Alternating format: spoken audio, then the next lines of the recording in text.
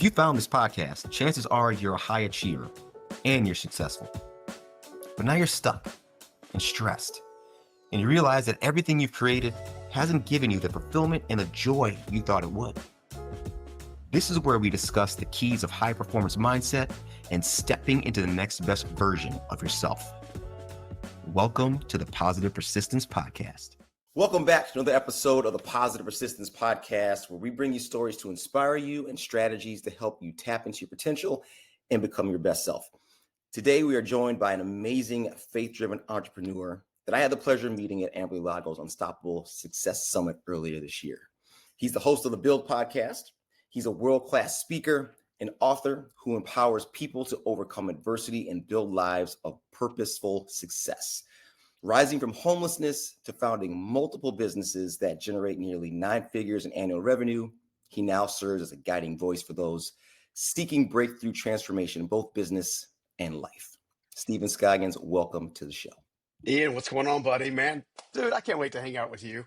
We had such a great time at Amberly's event, and then I got to sit at that table with you, and oh man, you and your wife are fantastic people, man. I'm stoked to be here. I really am. Thanks for having me. Yeah, absolutely. Thank you so much. And I have been just chomping at the bit to have this conversation since we had that first meeting at Amberly's Summit, which was awesome. And I know that you have so much wisdom and so many tactics, tips, and information that can be so useful for so many people. Obviously, the people that you've coached throughout the years, you also have your own podcast and so many other businesses that you've helped people throughout your life. But I was hoping that we could kind of start for our listeners and viewers who may not know your story. And if you could kind of give us the backdrop of what led you to being homeless in the first place, and then how you kind of turn your situation around. As you continue to evolve, right, yourself, as you continue to kind of, I call them life gates. So you're breaking through one life gate at a time. Mm-hmm. You go through one massive crushing that transforms you from the inside out, and you go to the next level. And you got, 6 months to 6 years to run that course of that, and then kind of get that growth, and you get to go to do it again. And I say that to say that my homeless journey, it's funny, sometimes it feels really far removed from who I am now, because in many ways it is, but it also still is at the anchor of who I am. Right. I would like to think that some of the ways in which I approach people, build relationships, try to show up in the world, try to be have the heart of service, try to be really governed by what we're now referring to as spirit man, I guess you'd call it, which is non-ego Stephen. It's all the good things without the ego. Not saying the ego is bad, but the ego's job is to protect you, and at some point in time, you kind of evolve past that. Yeah. I'll lay the groundwork there because I think early on, especially growing up, I grew up in an environment where largely disjointed family, mother and father largely not part of my life, raised by my grandmother until about the age of 11. But at the age of 9, she comes to me and says, "Hey, I kind of need you to be the man of the house." And if you can think of a 9-year-old, I mean, your mental acuity is nothing, you're not remotely close. I legitimately had a G.I. Joe in one hand and a transformer in the other. Right. When this conversation happened. But, Yeah. sometimes there's a frequency exchange. You can look at somebody, you can just tell they're in a place. Right. And then, you may feel in that moment to lean that direction. Right. Even as a child. In fact, I think a lot of things that happen to us in our earlier lifestyle create the limiting beliefs and the things that we have to later reframe and reparent ourselves in many ways. And in this case, it was one of the situations where literally 9 years old, she teaches me how to pull a chair over to the stove, make anything out of hot water and basically milk. So oatmeals and hot dogs and mac and cheese and all that kind of stuff. Yeah. To help take the weight off of her and help facilitate, a little bit of a healthier life for my little brother and I, who was 3 years younger than I was at the time. Oh. And my nanny, which is my grandmother's name, as I referred to her, I also became her crutch. Like, she literally would put her hand on my shoulder and I would walk her.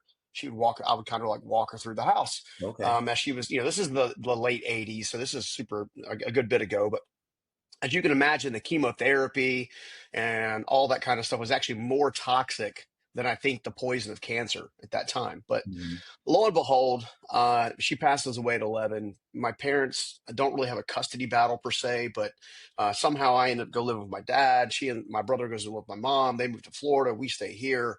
Oh, And lo and behold, I end up on a construction site the next day carrying studs because my father was building houses.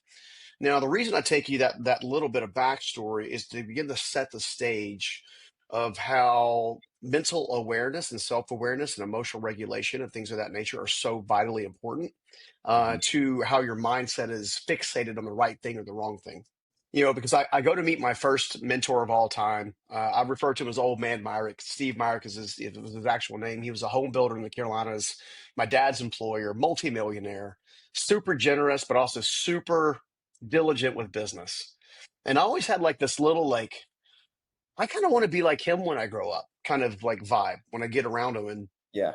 I continue working summers, holidays, weekends, pretty much any time that I wasn't in school.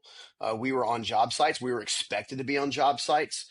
I went from making $11 an hour carrying studs. By the time I was 16, I was literally running my dad's framing crew while he would go, run bank errands or whatever. I could lay out walls, I could build houses, which is pretty incredible as a 16-year-old. So it's like Yeah. God has always put me in a position of leadership to some degree.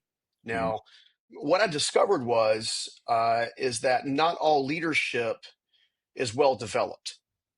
Okay, and that development process is super important to anyone's well-being as they're beginning to transform their own life from the inside out.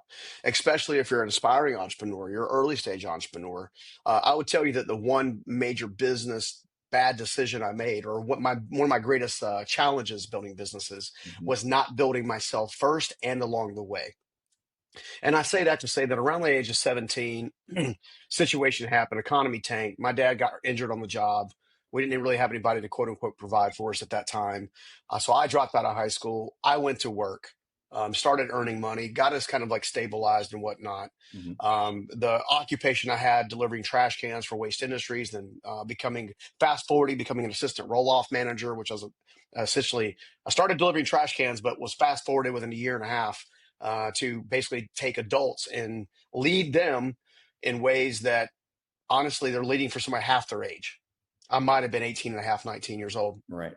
at the time. And I was very fortunate to have people that kind of believed in me along the way that allow that to happen. But that industry or that company bought another company, brought in the leader of the former owner to lead the development. It became a poop show. I ended up quitting that project, Mhm. and I immediately went to what I always knew, which is back to Steve Mark. And sure, lo and behold, Steve Mark is he was in a process of transition of where he was looking to, because when you go to build homes, there's multiple layers of things that have to happen. You got a Sure. foundation, you got a framing, you got siding, you got sheetrock, you got interior trim, you got all these, and typically all of these things are very specialized trades. Right. And my father was obviously framing the homes, but what Steve didn't have was somebody to put on the exterior cladding, so siding in this particular case. And yeah, he basically fast forwarded me, put me in business for myself, bought me the tools, got me the truck, offered to run the back office because I clearly didn't know what I was doing there. Helped me hire one or two laborers to kind of like, we would say laborers nowadays. That was the word terminology there. Sure. Now it would say assistant carpenter or whatever nowadays. But essentially, he like set me up. And I think because I'd always grown up in a more of an impoverished environment where there was always a sense of lack and scarcity, Mhm. inevitably what happens is you're not taught to handle money. You're not taught to handle your emotional regulation.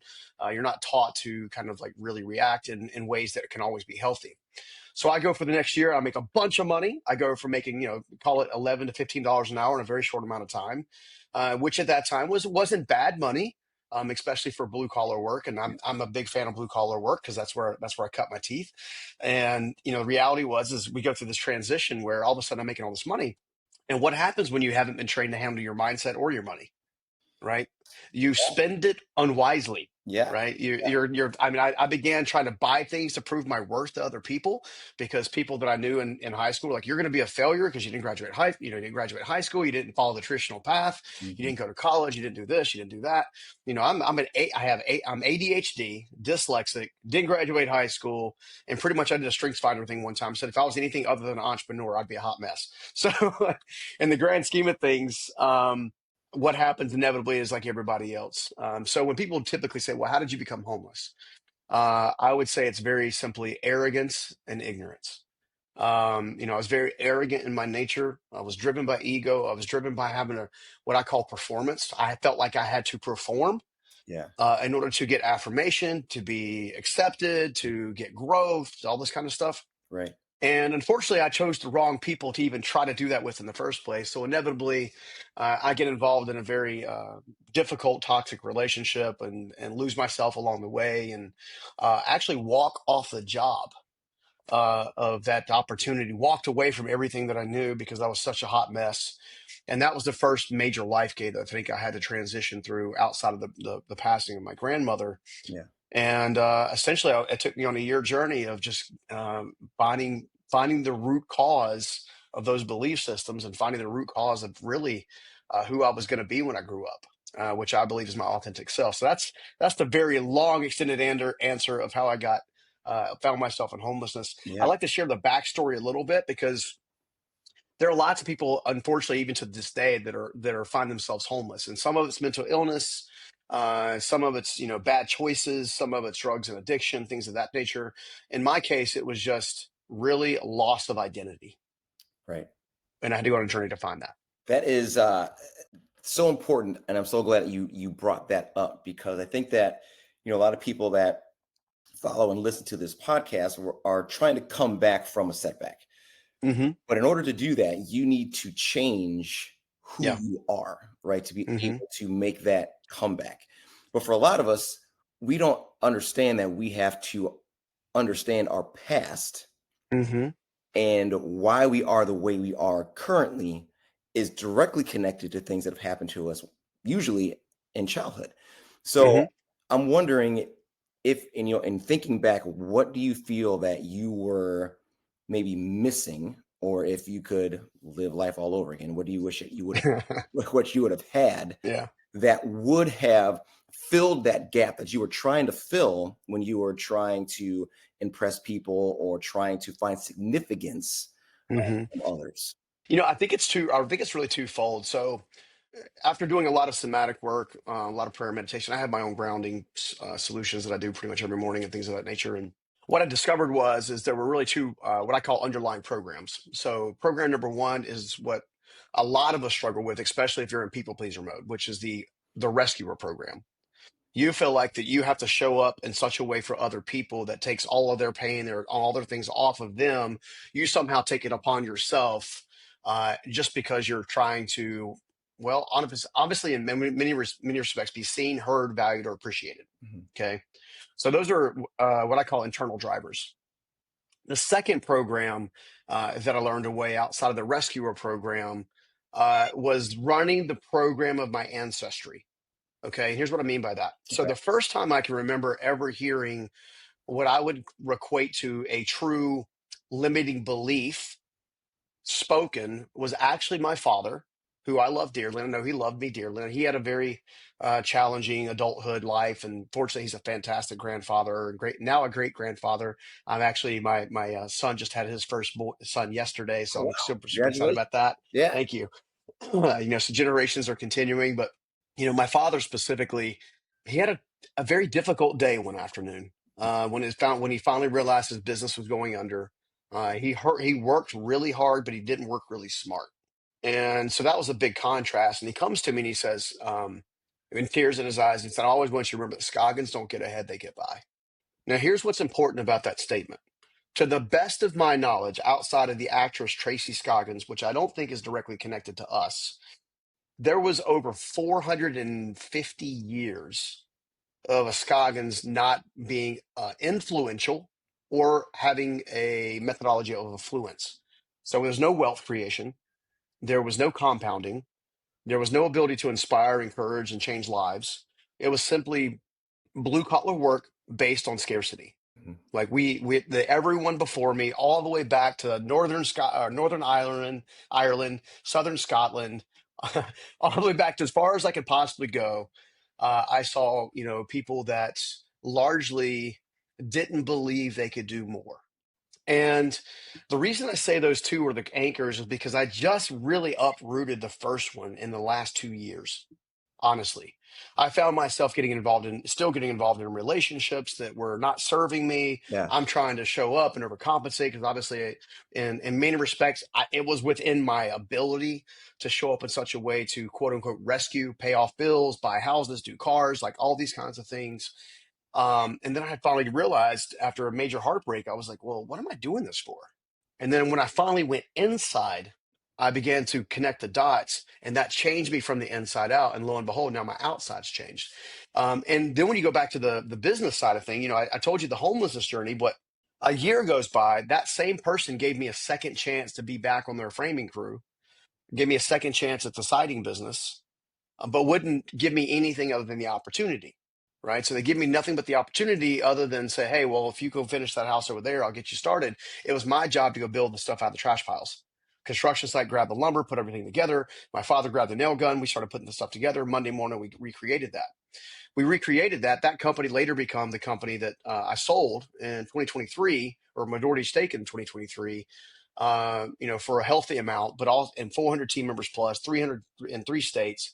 The reason I want to give contrast, because I feel like you can't transform your life, your business, or everything else without contrast. Mm-hmm. And a couple moments when time allows, I definitely want to share with your audience what I think is the 5 constraints of building yourself and building a business that matters. Because I see a lot of entrepreneurs that get stuck under 500,000 or just about. Actually, what I'm seeing is that $648,000 of top line revenue is where a lot of entrepreneurs can't get through, and they can't get through it because they're trying to get through it with outside principles rather than inside work. So we can help shape that and shift it, because again, those 2 programs, if they're underlying, and we all have these programs somewhere, right? Mm-hmm. And they're different for everybody. They're similar for some, but with them underlying, they're making subconscious decisions on your behalf that are causing you to take conscious actions that aren't getting you the results that you want, Right. or that you really desire. Yeah. So I like to teach people how to understand the program, unpack the program, basically overwrite the program, and get back out there and get stuff done. So in essence, we are talking about, I guess, neuroplasticity in a way, Mm-hmm. which is something that you talk about. So let's just kind of jump into that. Yeah. Let's talk a little bit more. If you can revisit those 2 programs again, can you tell us about Sure. the programs? Yeah. So I would call it the rescuer program, Mm-hmm. and then I would call it the opportunity program, the limitation, the scarcity piece. So the rescuers, obviously, you're showing up to save everybody else from their stuff, which actually means you're preventing their growth, by the way. Because human beings, I don't know why, but we only grow through 2 methodologies, Yeah. pleasure and pain, and we grow fastest through pain than we do through pleasure.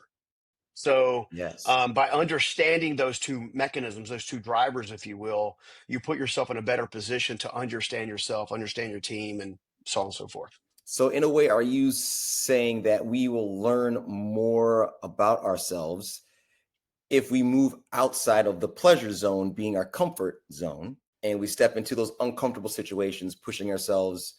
We're going to move ourselves further in life Mm-hmm. if we, I guess, get comfortable with becoming uncomfortable, as the saying. Yeah.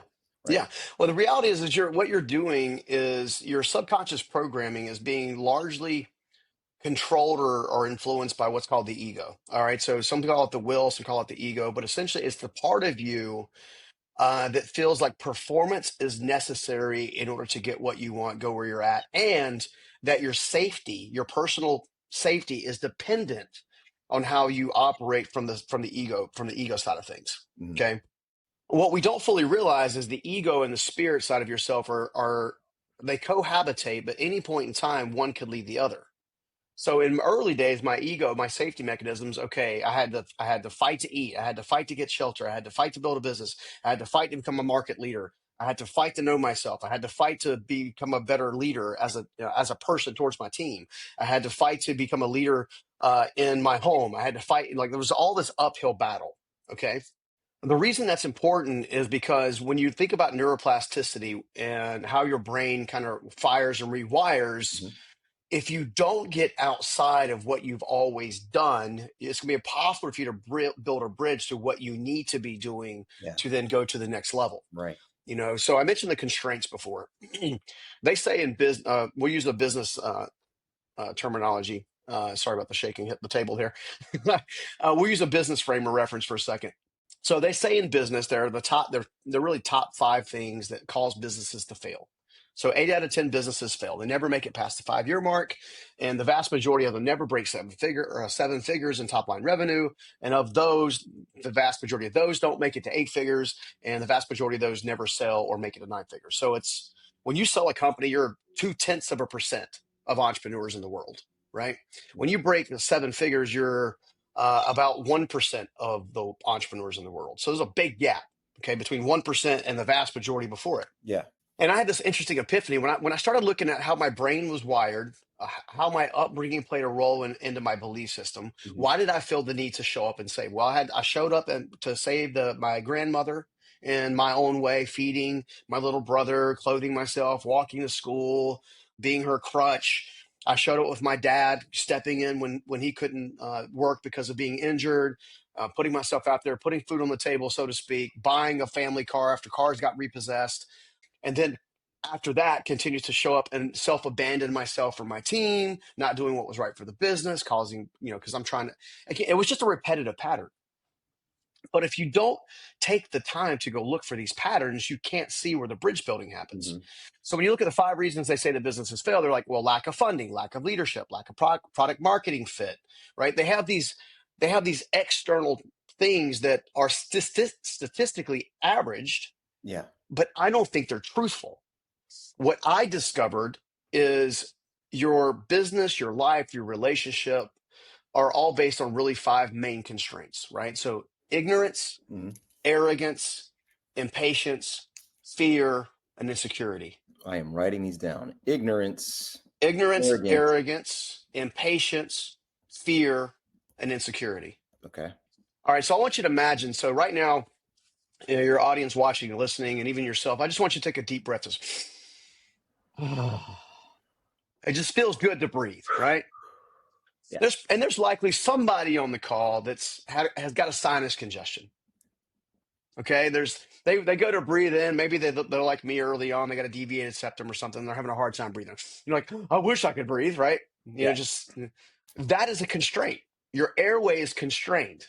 Okay, these constraints work like the same methodology preventing you from breathing, preventing yourself from breathing energetically, emotionally, spiritually, and preventing your business from breathing. Because what happens is you are the embodiment of your business. So if you are chaotic in nature, your business will be chaotic in nature. And there's nothing you can do about it until you work on you. Right. So I'm big in almost every dumb decision I ever made in business, ever made in relationships, ever made in the marketplace was based on a moment of dysregulation. In other words, the subconscious popped up, it acted up and caused me a problem. And then I would make a decision that ultimately would cause me 3 more problems. And we've all been there. We've all done it. We've all said things we know we shouldn't have said. We've all done things we know we shouldn't have done, right? We've all shown up in ways we know we probably wouldn't have if we would have been less hungry, had some good sleep, right? And had not had a fight with our partner, like all these kinds of stuff, right? I'm trying to get people to understand that ignorance, arrogance, impatience, fear, and insecurity are the behavior mechanisms that are driven by the subconscious mind and by unregulated heart, okay? The reason I've decided to go to tell entrepreneurs, I can give entrepreneurs a bazillion different ways to build a scalable company. Tactics out the wazoo. Hey, and I've sat down with entrepreneurs. In fact, we did this not long ago. A good friend of mine, Sean Anthony, he's got Pod Pro Max. He does a lot of he does things for podcasters and helping get bookings. He also actually does his own podcast and all this kind of stuff. So we were talking, and he said, dude, I've never seen you coach anybody. And you're so good on a whiteboard with people like an entrepreneur. I tell you what, go get me 3 types of entrepreneurs from 0 to 500K, 501K to 1.5, 1.5 plus. You go find them, you go curate them. I'll just show up and we'll just see what happens. Right. And inevitably what we do is I end up teaching them based on where they're at in their business and they get that lift. But then we always come back to the internal you every stinking time. I was with an entrepreneur not long ago, and he has a media company out in the Midwest. And he was like, man, I've been stuck at $648,000 for 5 years. 643, 646, 648, 647. And he goes, I don't know why. So I said, okay, well, I'm here. We just filmed a podcast for somebody else. I'm like, hey, tell me about your business. Like, tell me about you. And inevitably, he was the throttle because we all are the throttle, Right. right? So it Right. doesn't take rocket science to help somebody understand that they're the throttle. Yeah. So when you understand that arrogance is the inability and the undesirability of wanting to learn, like you think you know it all, Mm. the dumbest thing I hear entrepreneurs or business owners, even elite professionals say is, I know myself better than anybody else. That is absolutely not true. You may know your intentions, but other people know your actions. And because they know your actions, they know how you make them think and feel when they're in your presence. And either you're an influential leader helping the company win, from a place of selflessness and service, or or you have the tendency or propensity to be a very selfish individual, Mhm. right? Right. When you go to look at ignorance, ignorance is like, I don't know what I don't know, and I don't know where to find it, which means you're not actually asking a lot of questions. You're not doing a lot of what I call introspection. Introspection is super powerful, right? And the funny thing about impatience, especially when it comes to what I call achievers and leaders and entrepreneurs and business owners, Mhm. this is the one thing we all share in common. We all share this in common. This is going to blow your mind. It's so funny. We all think we should be further ahead than we actually are. Yeah. All of us. Yes. All of us. Right? And that doesn't go away until you learn to be present in the moment. Mm. Once you're present in the moment, now you can start to set the priorities and the dominoes up in your favor to start moving the needle, right? So I get up every morning. Typically, when I'm traveling, it's a little more difficult, but you call it first thing in the morning, call it between 5 and 6 a.m. I'll spend some time. I have this mantra that I do 3 times every day. I'm healthy, I'm wealthy, I'm wise, I'm a steward of the Most High, and I love you, Stephen. I say that 3 times. And then I'll go out and typically if I have grass near me, I haven't had grass near me in a couple of days because I'm traveling, but I'll go out and sit on the grass and I'll listen to a prayer, right? And then I have a journaling process that I call What I Hear You Say Is. I'll just shut up and write what I hear after 2 or 3 minutes of silence. And some really profound stuff comes out of that, some really directional stuff. All of these types of things begin to be tools to combat the internal you that's influencing the external you. So I'll stop there for just a minute, and because I know I've been rambling and ranting for a couple of seconds, but So much good stuff. So, that phrase that you just used, the word combat. Mhm. And hearing what you're saying and how you're saying it, I feel like that is something that we need to do on a daily basis, is to go to combat, to war with Mhm. all of the external expectations, all of the Mhm. external prompts that we get from the outside of who we think Mhm. we should be, and tap into the person that we truly are. Yeah. And until we Yeah. do that, we are not going to be able to change to become the person that we want to become, and actually be able to connect our mindset and our heart set Mhm. so we can tap into our full potential and move forward. Yeah. Well, think about it this way. Abundance isn't a dollar amount. It's not. Right. Abundance is when you wake up without fear. Abundance is when you wake up with connection. Abundance is when you really spend some time in knowing thyself and actually loving thyself. The vast majority of us, until we do the kind of work that I'm talking about, we spend more time condemning ourselves because we're not measuring up for one reason or another. It's funny, the stuff that we often say to ourselves, we would never say to a close friend. We would never be so accusatory towards a close friend, Mhm. right? And this is where the awakening happens, right? Because it's been scientifically proven now that there is a magnetic frequency because we are both energy and water in a human shell. Okay. That's why we have a connection to source, what I call God, Jesus, what others may or may not share that same faith perspective, but there is a connection point. And when you're centered on the connection point, you are actually aligned. So if you want to operate at the highest level, there are really 3 main pursuits that you should pursue: authenticity, healthy identity, and rooted groundedness. It's time to ask yourself, when was the last time you prioritized you? Did you know that research shows that nearly 85% of high performers struggle to maintain a performance mindset while juggling the demands of work and personal life?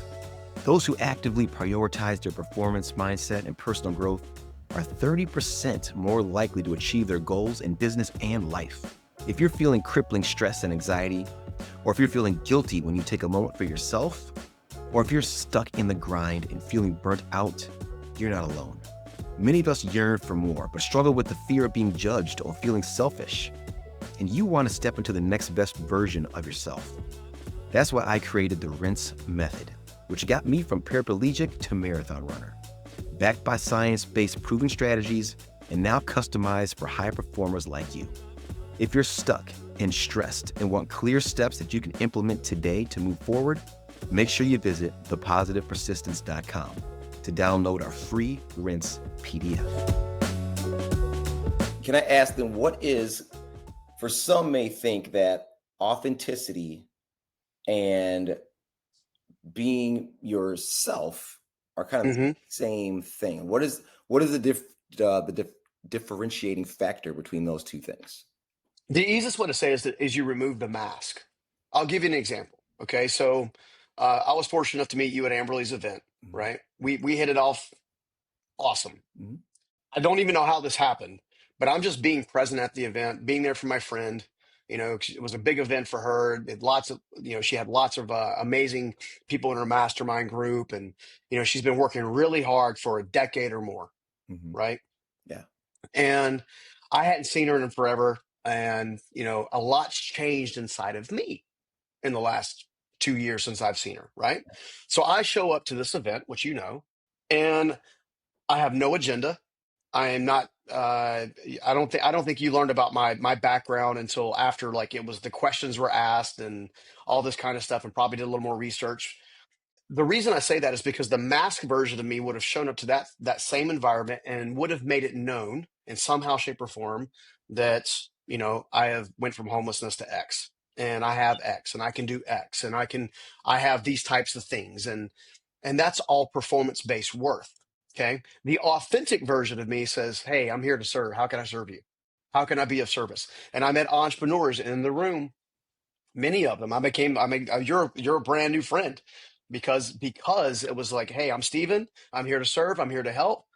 And lo and behold, Amberly texts me, sends me a voice note. She goes, "We just got through talking about you at my breakfast mastermind after the event." I'm like, "What? What? Why did my name even pop up?" Like, you see what I'm saying? There's a magnetism to showing up as yourself. The version of It's the version of yourself we often think we have to hide. Okay, so Yes. will someone love and respect and be connected, magnetically gravitate towards someone like myself if I didn't bring up, money or accolades or all the types of things, prestige, all the things that have happened and part of my truth, but they're not the source of my truth. The source of my truth is I've been through a lot, I transformed a lot, and I have a lot to share with other people to help them do the same thing. And I can do that in the business realm. I can do that in the spirit realm. I can do that in the emotional realm. I can do that in the mental realm. And the reason I can do that is because I've been through times and seasons where if I didn't grow again, I would have been stunted. I would have stayed there. And it goes back to what you were saying, being comfortable with the uncomfortable. The one thing that I see as a telltale sign of people who aren't actively transforming on a continual basis, Yes. that they all share in common, is when resistance comes, they run.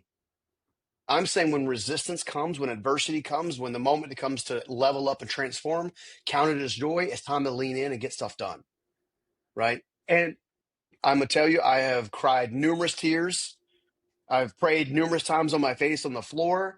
I have not known whether my next moment of joy was going to come from. I've been to some very dark spaces, especially when you go to do what's called shadow work. And shadow work is nothing more than you going in doing subconscious work. So shadow work, inner child, subconscious work are all the three the same thing. It's when you finally go inside to begin to transform from the inside out.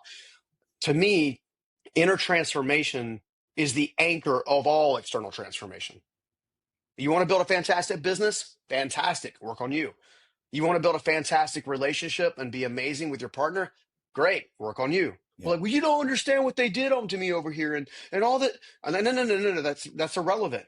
Yeah. Because what you're doing is you're making your behavior conditional based on what they're bringing to the table rather than being completely whole within. Right. I've learned that when I'm whole within, everything else around me becomes whole around me. It's really bizarre in how we consider human capacity Mhm. to basically elevate, right? So you have to go and the one thing I would say when you mention the word combat is, to me, you're not combating yourself. You're finally accepting yourself, right? And that authentic, once you finally love and accept yourself, you would be surprised. I used to do this live event called Transform You. In fact, that's where Amberly and I came to my event one year. And I always had these little mirrors inside the boxes, right? And typically on my event, I would teach 13 separate keynotes, essentially, is what it equates to. But I talk from the heart. They call me one part lion, one part lamb, because I just share, kind of like I'm doing now. Like, I'm just passionate. I want to help, want to serve. Anyway, one of the things I used to do, because I did this to myself when I was moving from homelessness just to the next level of getting stable, right? You're not going to go from homelessness to $100 million, right? It's Correct. like, there's levels along the way. Yes. Well, I had this moment where I remembered one of the things that I remembered as I was coming out of homelessness. I went to a gym and I remember looking in my eyes. I'm like, dude, what the hell are you doing? You were just getting coached by a multimillionaire a year ago, free. And he just wanted to see you win. What the heck are you doing? So anyway, so I got this mirror on the stage and I pull it up and I have the audience stand up and say, all right, guys, everybody grab your mirrors, right? Everybody Mhm. grabs their mirrors, like, hold it up, look at yourself, look at your beautiful eyes. Look at you look at you. You're so sexy. Yeah, daddy.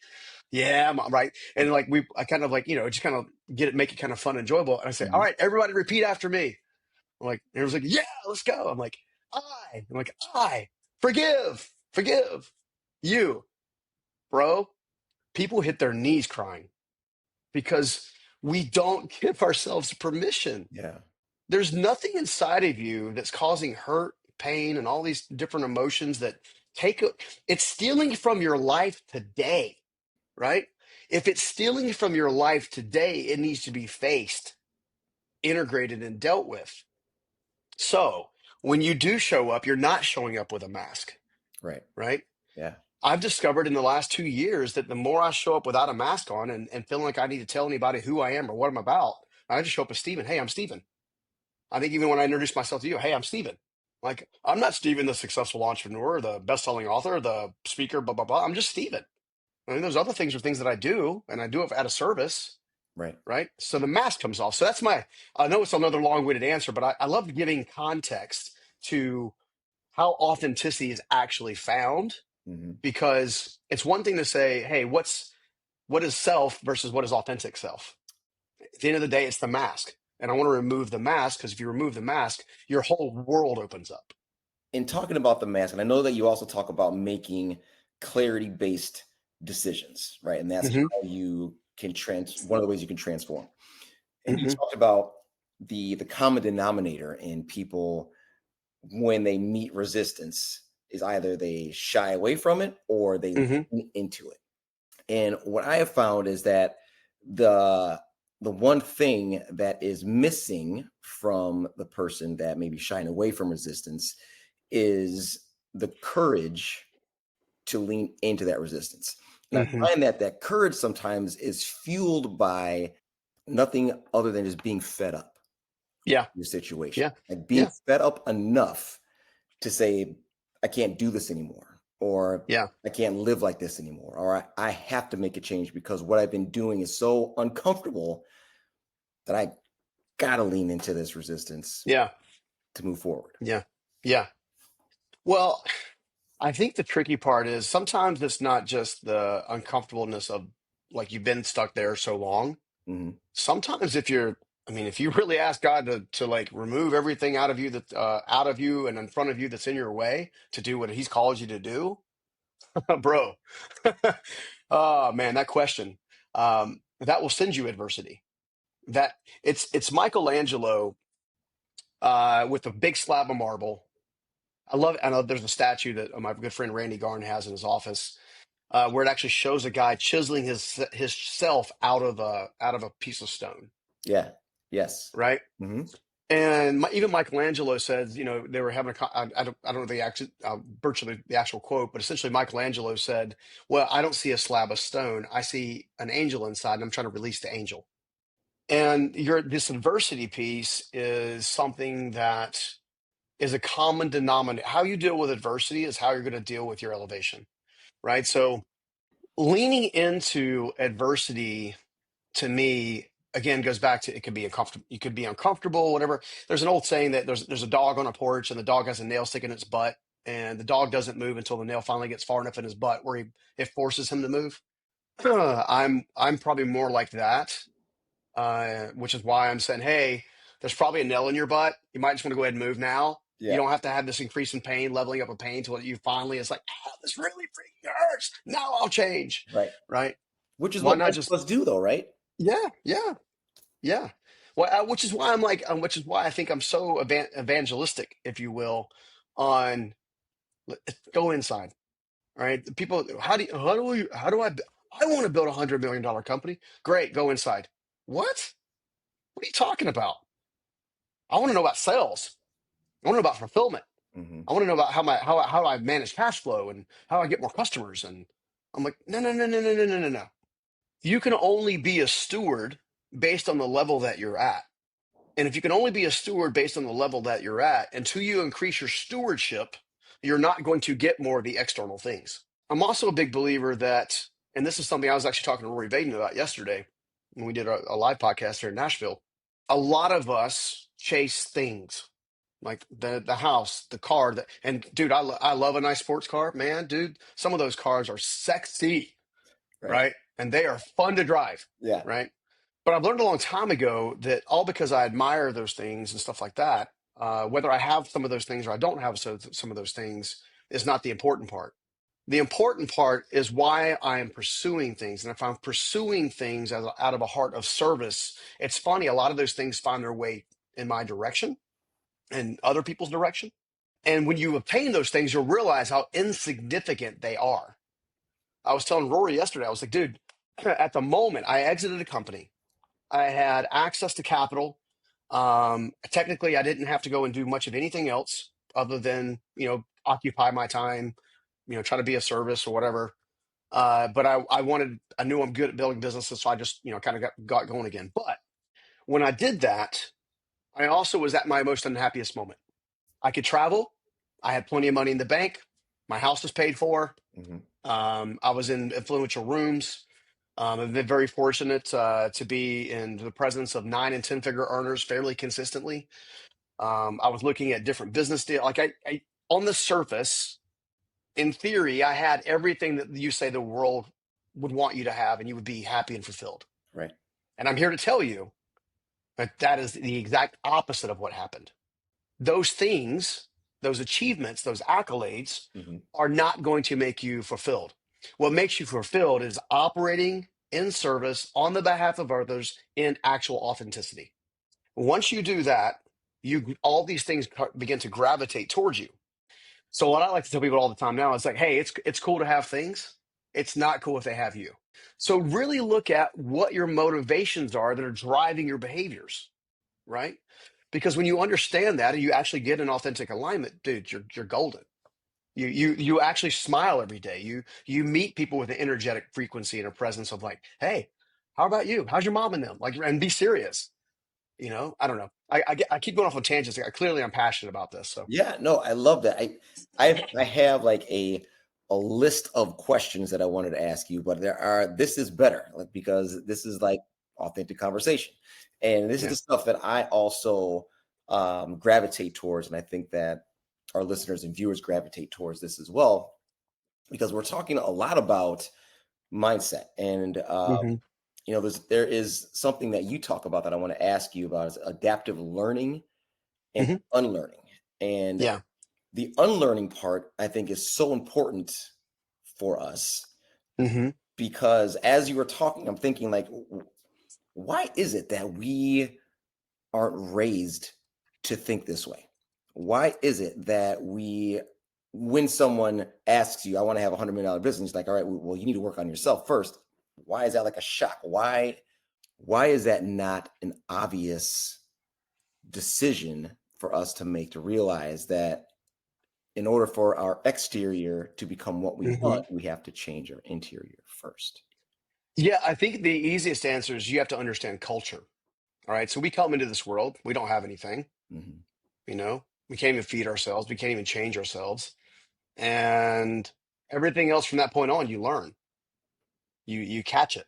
Right. Now I believe you're born with a divine purpose. I believe you're born with a divine personality. I believe that, you know, God anoints that birth, right? But part of human life is the experience. It's how you move through the experience and how you lean in or away from different experiences. So to me, adaptive learning and unlearning is nothing more than becoming consciously aware of the subconscious. Because there are things that you need to go.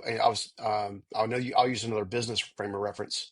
I was on Sean Anthony's podcast and we were talking, and he goes, "Well, you know, what's the easiest way to get more profit in your business?" And I'm sure he expected me to come out, well, I would do this sales technique and I would do this thing. And I was like, no, take a comb and go back through all the expenses of your business right now and look and see where you're having what's called margin bleed, where you're bleeding margin because you're not paying attention, Mm-hmm. because you have enough money coming in to cover all your expenses and maybe some profit. And you think by selling more, you'll get more. Reality is it's operational excellence that makes you highly profitable. Right. So it's the inflow and controlling what goes out. The reason I say that is because adaptive learning and unlearning is nothing more than taking a fine tooth comb and going back through your own life to date, looking for things in your life that you want to amplify, looking for things in your life you want to restructure, right? But not doing it from a place of guilt and shame. A lot of us, when we go and we start looking at things we're not proud of, or things that happen to us, or things that hurt us along the way, it doesn't matter what the event was, hurt is hurt. And if you look at the external of you actually having applying shame and guilt towards somebody else's direction for wounding you, or the guilt and shame and condemnation that you have for wounding yourself, you're actually impeding your growth. What I like to tell people to do is like take your life as it is, take the major moments, you go and just take the 60 minutes to yourself, go to someplace serene that makes you feel alive, whether it's in the woods, whether it's in the downtown city, a coffee shop, like just go somewhere where you can be cool with you and still for a little bit, Mm-hmm. and list out the top 10 to 15 highlights of your life, right? They could be major highs or major lows. Okay. Just jot them down. Okay. And when you take those and you jot them down, the next thing I want you to do is I want you to evaluate them as if you're actually watching a movie. So take yourself out of the character role, put yourself in the editor role, and then watch the movie playback. Okay. At the peak moments and at the low moments, I want you to come up with a one-word theme of what you see. So, a marriage, for example, maybe the greatest day in your life so far is getting married to the person you love. Okay. Mm-hmm. So maybe the one-word theme is bliss. And then maybe the lowest point of the low is the one-word theme. One-word theme is betrayed. On the areas that are the uplifting things, these are the things that you want to feel. And the reason you want to feel them is because they're in alignment with your authentic self and your authentic spirit. The other items are wounds, so to speak. We call them inner child wounds, reparenting, or whatever. There's different terminology for it. It's the same thing. Yeah. But it's being able to go back and look at that initiative and extrapolate what the lesson was. When you Right. extrapolate what the lesson was, then you're going to be able to say, okay, I need to forgive self or I need to forgive someone else. But either way, I'm moving forward. Because this is my takeaway. And that lesson is never framed in the point of negativity. That lesson is always reframed in the point of this has helped me evolve and grow. And lo and behold, you can take that same process. Once you've done the work, you're now aware of, okay, and you just start with the first one. Okay, I was betrayed at this moment. I'm going to go work on this for the next 3 months. Somatic work, coaching, counseling, different people that can help you in different mechanisms. I have not felt the need to get involved in plant medicine. It is helpful for some people. I've also seen it really hurt a lot of people. I do it with a professional, essentially a professional somatic expert. And I'm not against traditional therapeutic models either. Mm-hmm. I've just had a lot more success with somatic models. Okay. Once you get to the processes you've dealt with, call it your top 7, right? Mm-hmm. Write them all down, take them jokers and throw them in a fire. Because once you've got the lesson, there's no need to carry it any further, right? Right. And just subconsciously doing that brings the subconscious things to the conscious mind. The conscious mind now deals with the items. And once the items are dealt with, now your soul is more free to create. The more your soul can create, the more authentic you can be. The more authentic you can be, the more magnetic you'll be. The more magnetic you'll be, the more the dreams and aspirations that are actually in your heart. Now, there's a big difference in the dreams and aspirations that are in your heart versus what somebody else told you your dreams and aspirations should be. A big difference. Right. If you can't delineate between the two, you're going to live a life and build a business and all these types of things that are incongruent. And incongruency causes us to feel stuck and largely overwhelmed and anxious and not healthy. Right. Right. So when you understand that that is the delineation, you got to be able to separate that. Right. So my family had no understanding about like why at some point in time I left the construction industry of all things to go become an author and a speaker and a podcaster and a teacher and a mentor and a coach. Like, why are you?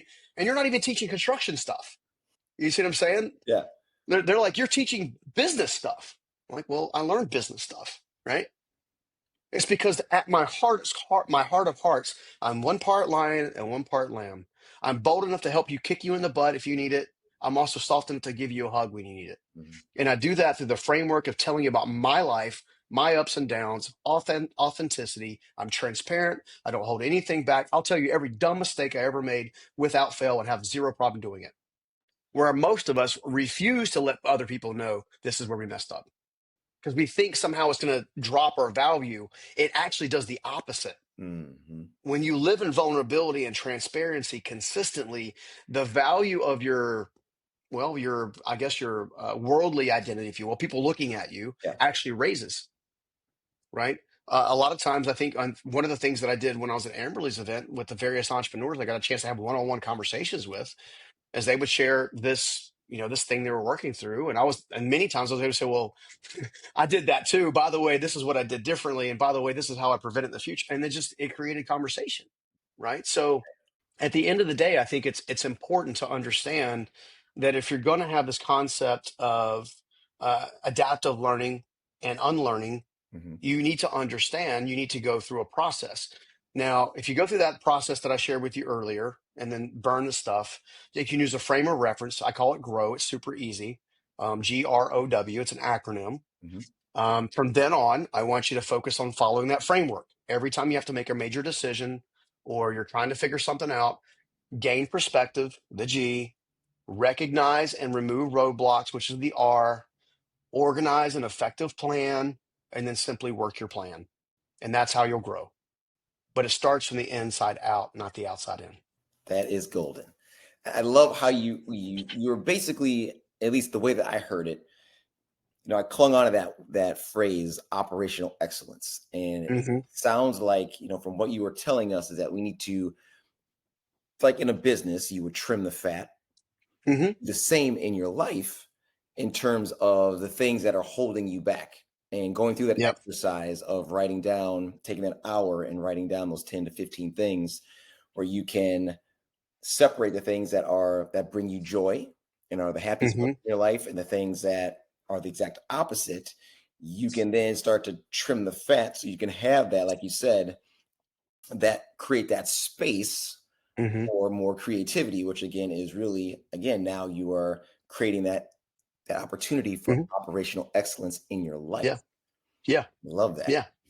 Wow. I mean, it's a principle of excellence in the ordinary, right? So we all have our gifts and talents and strengths, and we all have things we're not super good at, right? It's like how can I leverage and amplify what I'm really good at, right? Where I can add the most, and think in terms of adding the most value, not in terms of this is what I'm really good at, man.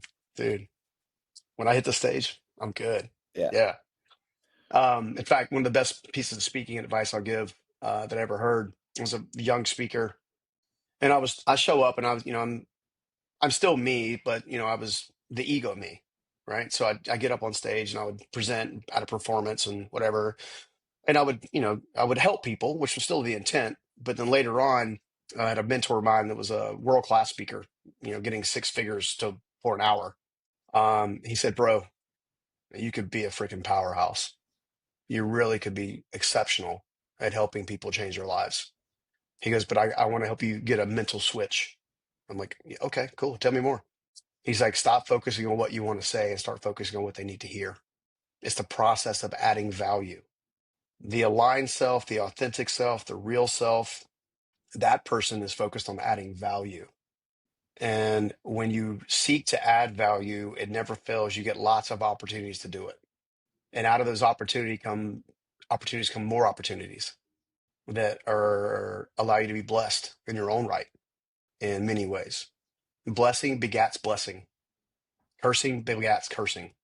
If you're walking around cursing yourself and saying negative things to yourself, saying negative things of other people, gossiping, being hateful in your spirit, you're going to get more and more of that.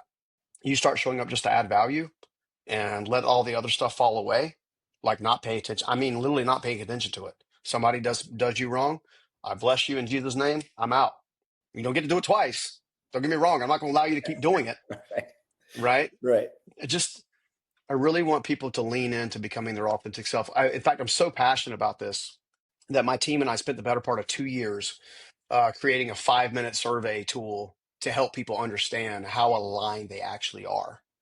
Right. Because when you understand how aligned you are, you now at least have a starting point Mm-hmm. to either amplify your transformation or start your transformation. Yeah. And I did this for your audience and I hope they enjoy it. But if everybody goes to stevenscoggins.com/alignment, there is a free quiz tool there for that.